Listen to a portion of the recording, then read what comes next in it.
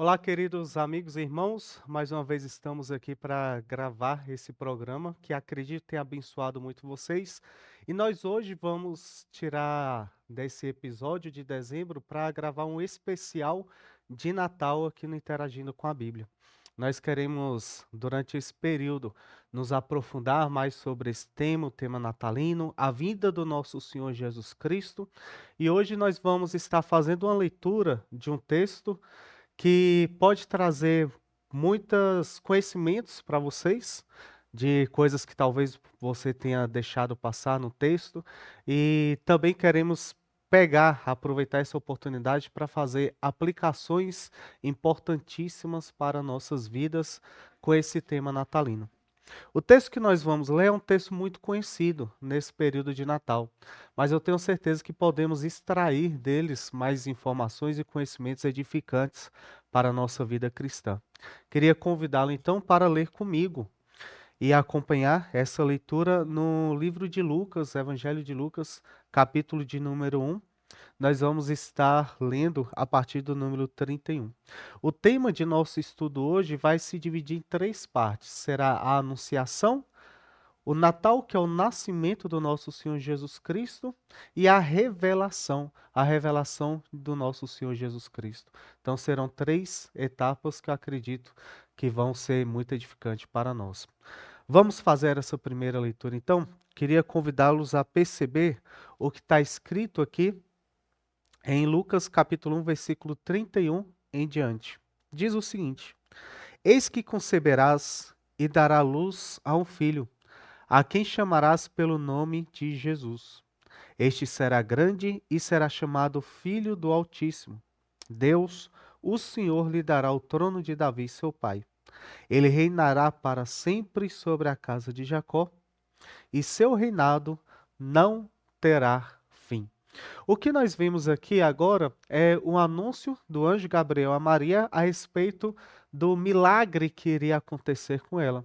E porque o Senhor foi gracioso com ela e a agraciou, fazendo com que nela pudesse se realizar a esperança da vinda do Salvador, como fora prometido desde Eva, quando foi dito a ela que do ventre da mulher nasceria aquele que pisaria a cabeça da serpente, ou seja, do ventre da mulher nasceria aquele que desfaria toda a obra do diabo.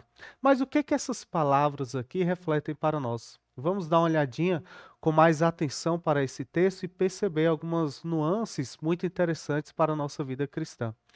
Quando nós olhamos aqui para o texto, principalmente no versículo 32, eu vou ler de novo com vocês. Eu queria chamar a atenção de vocês para algumas questões muito interessantes. Diz assim o texto: Este será grande e será chamado Filho do Altíssimo, Deus o Senhor lhe dará o trono de Davi, seu pai.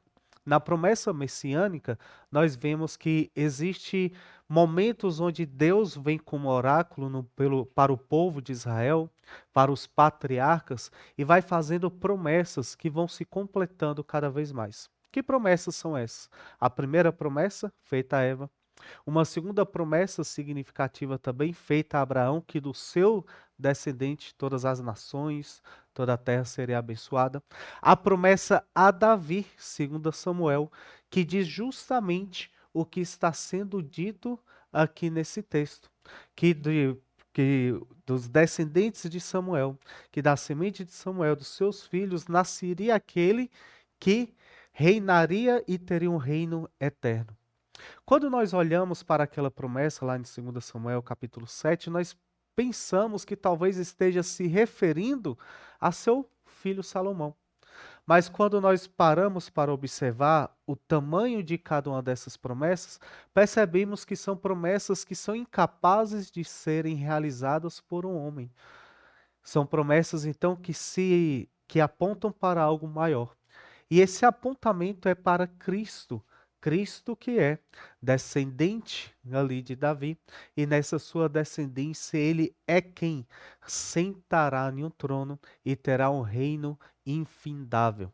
Outras coisas que esse texto nos mostra é que como é que se realiza esse reino? Esse reinado de Jesus Cristo é um reinado tanto aqui entre os homens, tanto o reinado celestial. Nosso Senhor Jesus Cristo já herdou a glória nos céus, já está sentado à destra de Deus Pai, já está sentado no seu alto e sublime trono, onde diz lá o Salmo 110, que o Senhor colocará todos os seus inimigos ao escapelo de seus pés, abaixo dos seus pés. Esse reinado, Jesus Cristo já tomou posse, já reina sobre toda a humanidade. Ele já intercede por nós ao lado de Deus Pai. Como diz o autor de Hebreus, ele já está como nosso sumo sacerdote, acima lá nos céus, intercedendo por nós, nos justificando diante do Pai. O que nós aprendemos então? Parece que falta ainda um cumprimento de uma promessa que foi dita para Davi, que foi dita também esse texto, que o Senhor dará a ele o trono de Davi. Acontece que após o arrebatamento da igreja, quando nós nos encontrarmos com o Senhor Jesus Cristo nos céus, nas nuvens, e houver aqui na terra grande tribulação, após esse período, o Senhor Jesus Cristo descerá então com a sua igreja, com os santos, e novamente ele tomará posse então desse trono. E aí sim se realiza uma promessa que foi feita, que o Senhor se assentará no trono de Davi e o seu reinado não terá fim. O reinado aqui na terra, milenar, durante 1000 anos literais, que se completará e se estenderá por toda a eternidade lá na glória. O que nós já podemos parar para pensar a respeito dessas coisas? Nós temos sendo anunciado aqui um rei dos reis, um senhor dos senhores. E nós devemos, quando lembramos disso, fazer uma grande pergunta para o nosso coração. Será que esse Senhor já está habitando em nosso coração? Será que o Senhor Jesus Cristo, ele já está reinando em nosso coração? Será que ele também encontrou no trono do nosso coração lugar para ele se assentar? Será que ele é o Senhor da sua vida? Será que ele tem reinado com suas palavras, suas instruções, com a sua boa instrução, que é a Bíblia Sagrada, na sua vida? Você tem dado ouvidos e feito parte desse reino celestial, onde nós aqui já nos comportamos como cidadãos desse reino, como nos instrui o nosso Senhor Jesus Cristo no Sermão do Monte, para que lá na glória a gente possa herdar todas essas coisas. Então, quando o anjo vem anunciar a Maria essas coisas, anuncia justamente essas coisas maravilhosas, eternas e celestiais. Anuncia que nosso Rei dos Reis, nosso Senhor dos Senhores veio e ele já está reinando sobre nós, já está reinando sobre todo o universo. Ele já tem todo o poder e nós devemos então pura e simplesmente lembrar que nesse Natal nos foi nascido esse reino. Nos foi nascido esse rei, aliás. E nós devemos lembrar de seu nome. Qual é o nome? O nome dele é Jesus. Ele é o Senhor que salva. Ele é o Deus que salva, que é o significado do seu nome. Você tem voltado então o seu pensamento nesses últimos dias, durante a sua vida, para se lembrar desse rei que deve ser quem realmente governa a sua vida? Essa é a primeira parte que eu queria que você meditasse um pouco. Pense se você já faz parte desse reino de Deus. Se você já é um daqueles filhos que vai herdar das maravilhas celestiais que estão reservadas para nós. Pensando nessa questão que devemos levar para o nosso coração, eu queria te conduzir para uma nova pergunta. Mas essa nova pergunta será baseada no capítulo 2 de Lucas. E eu queria que você lesse esse texto juntamente comigo, ou acompanhasse essa leitura. Evangelho de Lucas, capítulo de número 2, a partir do versículo 1. Diz assim: Naqueles dias foi publicado um decreto de César Augusto, convocando toda a população do império para recensear-se. Esse primeiro recenseamento foi feito quando Quirino era governador da Síria. Todos iam alistar-se, cada um à sua própria cidade. José também subiu a Galileia, da cidade de Nazaré, para a Judéia, a cidade de Davi, também chamada Belém, por ser ele da família de Davi, a fim de alistar-se com Maria, sua esposa, que estava grávida. Estando ele ali, aconteceu completarem-se os dias, e ela deu luz a seu filho primogênito, enfaixou e deitou numa manjedoura, porque não havia lugar para eles na hospedaria. Quais são os ensinamentos que nós tiramos desse texto nessas lições natalinas? Como nós podemos ver, a humanidade, dentro desse texto, no momento em que Jesus Cristo veio ao mundo, estava completamente organizada. Homens estavam correndo atrás de buscar seus benefícios, seus privilégios, cumprirem com a lei. Homens que olhavam para si e pensavam que eram cidadãos que cumpriam com seus compromissos, cidadãos honrados segundo os princípios aqui deste mundo. Era um mundo feito e organizado pelos homens para os próprios homens. De tal forma que existia nesse contexto até homens que se sentiam na capacidade ou no poder de clamar para si uma adoração divina, clamar para si uma reverência divina. Esse título que é apresentado aqui para nós no versículo de número 1, César Augusto, César vem de uma ideia de uma família e o Augusto de uma posição. Era uma posição que exigia daqueles que estavam debaixo, seus súditos, daqueles que faziam parte daquele reinado, uma certa reverência e quase uma reverência divina. Então, nós estamos falando aqui de um período onde homens poderosos tinham para si uma posição elevada e que eles queriam ser tratados como semideuses, ou queriam ser tratados como divindades, onde eles eram cheios de poder, cheios de glória, cheios de pompa, cheios de autoridade, ao ponto de fazer com que multidões viessem migrar de um lado para o outro, para que o mundo fosse organizado segundo o desejo deles. Homens que exigiam para si reverência, homens que exigiam para si uma prostração de todos os outros homens que estavam debaixo do seu poder. É dentro desse contexto que onde homens se colocavam como reis, homens se colocavam como poderosos, como semidivindades ou propriamente divindades, que o próprio rei, o rei dos reis e o senhor dos senhores vem ao mundo. E ele não vem ao mundo também cheio de pompa. Ele não vem ao mundo cheio de reverência. Ele vem ao mundo de forma humilde. E eu já falei com vocês sobre a expectativa messiânica, a expectativa do Salvador que viria, que nasceria do ventre de uma virgem. Só que olha que coisa interessante. Quando o nosso Salvador veio ao mundo, ele não achou lugar onde pudesse se hospedar. Vamos ler novamente o último versículo que nós lemos nessa parte? Versículo de número 7 do capítulo 2 diz assim: Ele deu à luz a seu filho primogênito, ela deu à luz a seu filho primogênito, enfaixou e deitou numa manjedoura, porque não havia lugar para eles na hospedaria.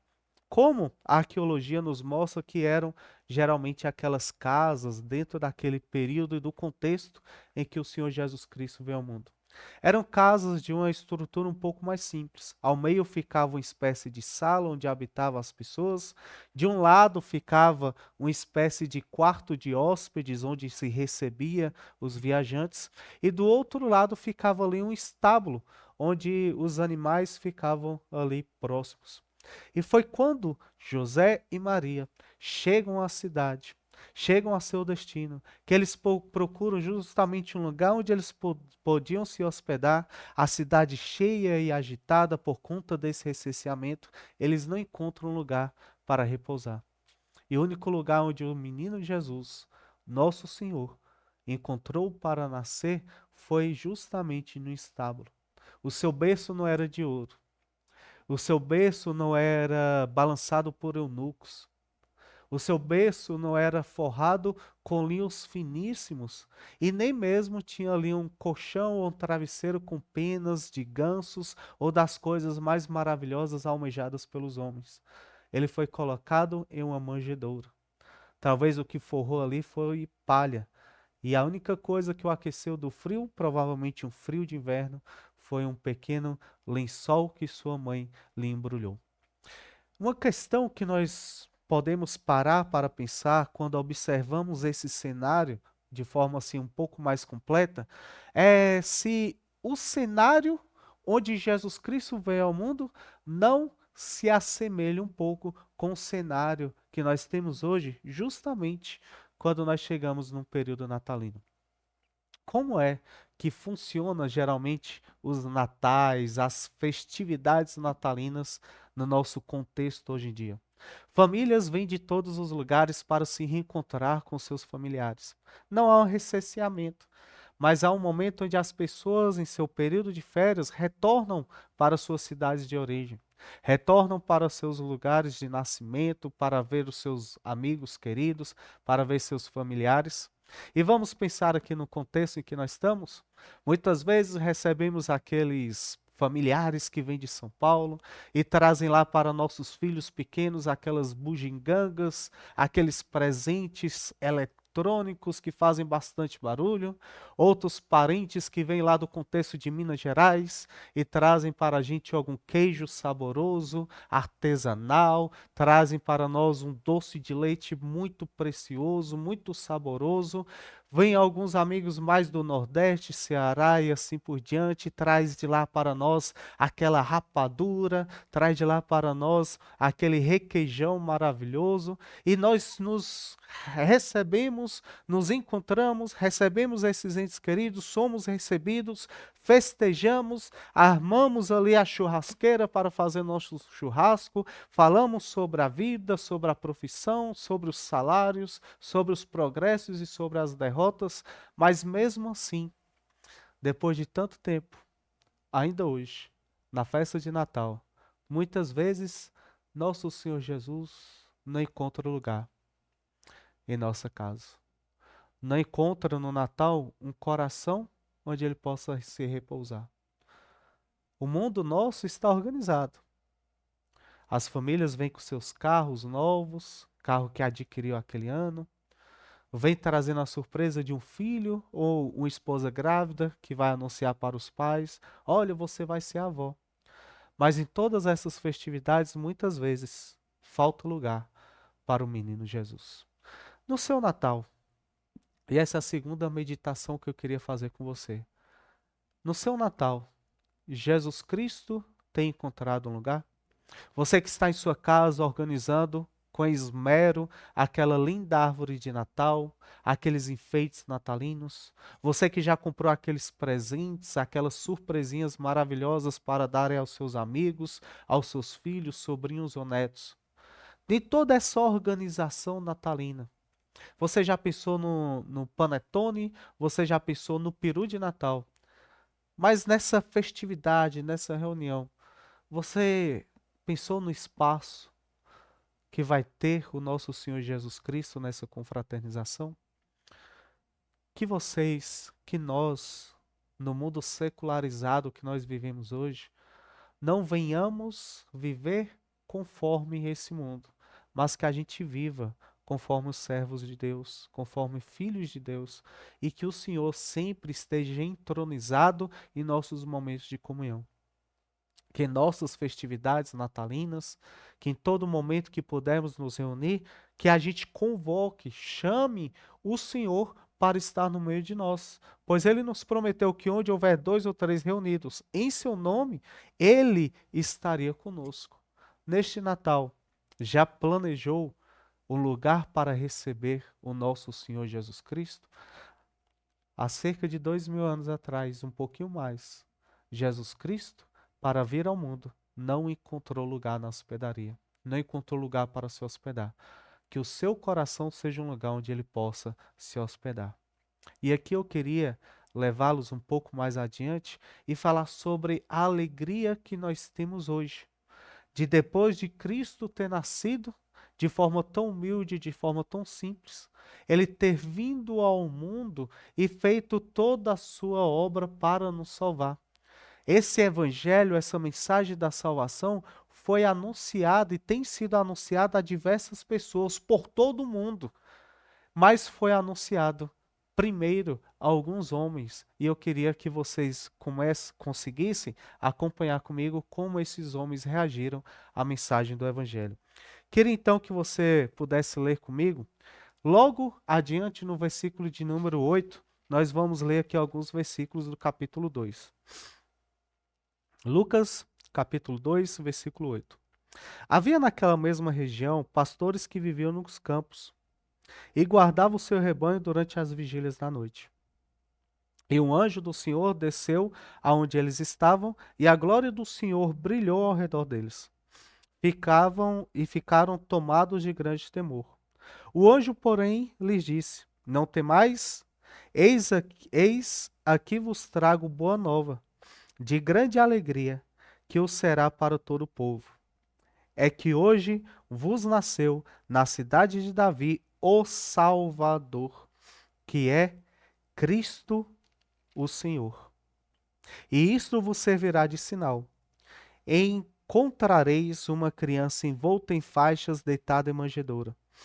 E subitamente apareceu com o anjo uma multidão da milícia celestial, louvando a Deus e dizendo: Glória a Deus nas alturas, glória a Deus nas maiores alturas, e paz na terra entre os homens, a quem ele quer bem. E ausentou-se deles os anjos para o céu. Diziam os pastores uns aos outros: Vamos até Belém e vejamos os acontecimentos que o Senhor nos deu a conhecer. Foram apressadamente e acharam Maria e José e a criança deitada na manjedoura. E vendo, divulgaram o que lhes tinha sido dito a respeito desse menino. Todos os que ouviram se admiravam das coisas referidas pelos pastores. Maria, porém, guardava todas essas palavras, meditando-as no coração. Voltando então os pastores, glorificando e louvando a Deus por tudo que tinham ouvido e visto, como lhes fora anunciado. Olha só que maravilha esse texto. Como ele pode nos tocar quando nós paramos para perceber o significado dessas palavras que foram ditas para nós. Vamos atentar um pouco para quem são esses pastores. Esses pastores, na tradição ali daquele contexto, não eram, na verdade, homens bem vistos pela sociedade. O que que acontecia? Esses pastores, eles viviam muito tempo no campo, viviam muito tempo distante da cidade. E eles eram homens que muitas vezes eram acusados de serem até mesmo impuros. Porque por conta da sua dedicação e da atividade que eles tinham que exercer, muitas vezes eles não conseguiam participar das obrigações religiosas do judaísmo ali naquele período. Então eles eram homens que eram acusados de serem impuros, porque diversas vezes eles tinham que ir lá e tirar um ovelho do abismo no dia de sábado, como nos diz o nosso Senhor. Muitas vezes não podiam retornar para guardar o sábado, ou no sábado à noite, durante esse período, eles tinham que livrar suas ovelhas de um lobo. Esses pastores também muitas vezes eram mal vistos pela sociedade, porque entre eles muitos do que exerciam tal profissão eram acusados de serem também salteadores. Por que isso?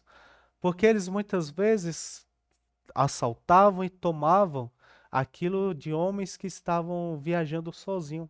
Naquele período onde não se achava carruagens, não se achavam carros e muito menos segurança. Então perceba, homens que tinham a má fama por causa de maus trabalhadores, e isso nós conseguimos perceber em parábolas que nosso Jesus Cristo nos traz, como a do bom samaritano. Isso nós vemos em João 10, quando Jesus Cristo fala do bom pastor e dos salteadores, do ladrão que vem roubar, matar e destruir. Nós vemos quando o Senhor Jesus fala dos mercenários. Então eram homens que dentro daquela sociedade eram mal vistos. Eram malquistos, vamos dizer assim. Eram homens que, por conta de sua dedicação agora ao seu trabalho, não podiam muitas vezes participar das festas religiosas e a cultura, a tradição, a religiosidade os tratava como impuros. Mas para quem foi que o Senhor Deus decidiu primeiro revelar o nascimento do Salvador? Quem foi aqueles que primeiro receberam essa mensagem? Olha só o que é dito nesse texto, e eu vou ler para vocês novamente o versículo de número 11 do capítulo de número 2. Diz assim: É que hoje vos nasceu na cidade de Davi o Salvador, que é Cristo, o Senhor. Olha só que palavra maravilhosa. A salvação foi anunciada para homens que viviam à margem da sociedade, para homens que tinham a má fama na sociedade, para homens que precisavam ouvir uma voz de salvação. Nosso Senhor Jesus Cristo veio para os doentes.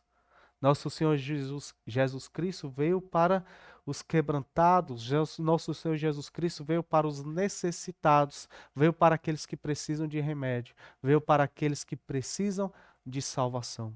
Aqueles homens, quando ouviram essas coisas, tomaram uma decisão. Após ouvirem a respeito da salvação, após ouvirem a respeito do Salvador que veio ao mundo, a respeito do Senhor, eles tomaram a decisão. Veja aqui o versículo de número 15, o que é dito por esses homens. E ausentando deles os anjos para o céu, diziam os pastores um para os outros: Vamos a Belém e vejamos os acontecimentos que o Senhor nos deu a conhecer. Após a mensagem angelical ter vindo para aqueles homens, após eles virem aquela milícia de anjos, aquela multidão de anjos louvando a Deus e dizendo: glória a Deus nas alturas, nas maiores alturas, e paz na terra entre os homens a quem ele quer bem. Olha só qual é a atitude daqueles homens. Aqueles homens que sabiam que mesmo em um mundo organizado eles não tinham a verdadeira paz. Que a propósito, nós falamos aqui de Augustus, existia até cânticos naquele período a esses homens, a esses imperadores.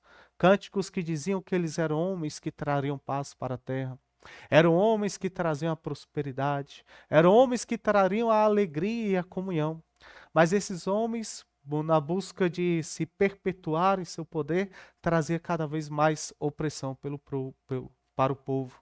Só que o verdadeiro Senhor, o verdadeiro Salvador estava ali. E esse Salvador verdadeiro foi anunciado para aqueles homens. Os homens de bom grado, de coração receptivo, aqueles que eram malquistos na sociedade, deram ouvidos e decidiram seguir o caminho e ir de encontro ao Salvador. E aqui tem a coisa mais significativa desse encontro, que é a reação daqueles homens após terem um encontro verdadeiro e genuíno com o Senhor Jesus Cristo. Vamos ler novamente? Versículo de número 20. Como se encerra essa história? Diz o seguinte: voltando então os pastores, glorificando e louvando a Deus por tudo o que tinham ouvido e visto, como lhes fora anunciado. E aqui eu queria conversar com vocês e fazer um último desafio, fazer um último confrontamento com vocês. E uma última questão que você que me ouve poderia levar o seu coração. A salvação e essas boas novas que é o Evangelho já foi anunciada para você? Já foi dita para você a respeito do Salvador que veio ao mundo, nasceu numa manjedoura, que ele foi o verbo que se fez carne, na linguagem de João, tabernaculou, ou seja, habitou entre nós, sentiu as nossas dores, sentiu os nossos sofrimentos, e ele se doou, sendo santo e justo, como um cordeiro mudo indo ao matadouro, para que nós pudéssemos ser salvos pelas suas pisaduras. Esse evangelho já foi anunciado para você? Já foi dito para você que esse menino, nosso Senhor Jesus Cristo, é aquele que verdadeiramente pode nos reconectar com Deus? É quem realmente é a ponte entre nós e o Senhor Deus? É Ele que realmente é o único caminho que nos leva até os céus? Se você já ouviu esse evangelho, se você já ouviu essa boa nova, se você já ouviu a respeito de Cristo, nesse Natal eu queria olhar para você e perguntar: você tem reagido como reagiu aqueles pastores? O seu coração, independente do contexto em que você vive, independente se sua profissão é uma profissão malquista, independente de se aqueles que se assemelham aos lugares que você tem caminhado são pessoas que a sociedade rejeita. Não importa. Não importa se a situação que você está é uma situação de impureza moral. Não importa se a situação que você está é uma situação de culpa, de rancor, de dor, de mágoa, de raiva, muitas vezes. Talvez raiva até da própria religiosidade. Mas o evangelho que traz a verdadeira paz, já foi anunciado para você? Cristo veio ao mundo por causa de você. Cristo te amou. Morreu na cruz para que nós pudéssemos, por meio do seu ato, ser religado a Ele. Eu queria que esse Natal você pudesse lembrar dessas coisas. Primeiro, que foi anunciado que Ele viria. E no tempo certo, planejado por Deus, Ele veio ao mundo. Que nesse Natal o Senhor tem um lugar no seu coração. Essa mensagem do Evangelho tem um lugar no seu coração. E tendo esse lugar, que você responda positivamente, a ponto que você possa, após ter um encontro genuíno com o Senhor Jesus Cristo, você possa realmente, de fato, louvar e engrandecer ao Senhor e levar essa mensagem em seu coração mais adiante. Aqui no nosso Interagindo com a Bíblia, nós não temos tanto o costume de orar após um estudo bíblico, mas hoje eu queria encerrar com oração. E eu queria que você que está nos ouvindo fizesse essa oração junto comigo, nos acompanhasse, clamando ao Senhor Deus para que nesse Natal corações, as hospedarias onde o Senhor quer repousar, estejam abertas para que o Senhor Jesus, o Salvador, possa encontrar morada. Oremos então. Pai Santo, Deus querido e amado, que nesse Natal, meu Pai Santo, nós não sejamos levados pelo comércio, não sejamos levados pelas alegrias desse mundo, mas que sejamos levados a lembrar de tudo que o Senhor fez por nós, de sua vida, de sua morte, de sua ressurreição, de seu sacrifício pelos nossos pecados. Que as pessoas que nos acompanham nessa live, nesse especial de Natal, possam refletir sobre essas verdades. Aqueles que talvez estejam nos acompanhando longe da Igreja de Cristo, do corpo de Cristo, que possam ouvir esse Evangelho e retornar para a família celestial e junto conosco caminhar unidos em união até que o Senhor venha. Aqueles que não puderam passar o Natal com sua família, que talvez estejam no leito, com enfermidade, no hospital, talvez no leito de sua casa, queria rever os parentes, mas não pôde. Que o Senhor possa confortá-los a partir dessa singela mensagem natalina que nós estamos gravando pela internet. Talvez tenha até algum encarcerado que nesse Natal vai estar nos acompanhando. Pelo sopro do Espírito, ele decidiu nos assistir das formas como que ele conseguiu. Pedimos ao Senhor, Pai, que essa mensagem chegue também a essas pessoas, como chegou àqueles pastores no deserto. Que eles possam refletir sobre sua vida, compreender que Cristo morreu por eles, que Cristo os ama e que deseja que eles ouçam a mensagem do Evangelho. Que eles possam ouvir a respeito da salvação por meio de Cristo, abrir o seu coração e estarem definitivamente tendo suas vidas transformadas e louvando ao Senhor até que Ele venha. Com essa oração, nós encerramos esse live, esse programa natalino, e eu desejo a todos vocês que nos acompanham que Cristo permaneça sendo o centro da vida de vocês. E um Feliz Natal e até a próxima.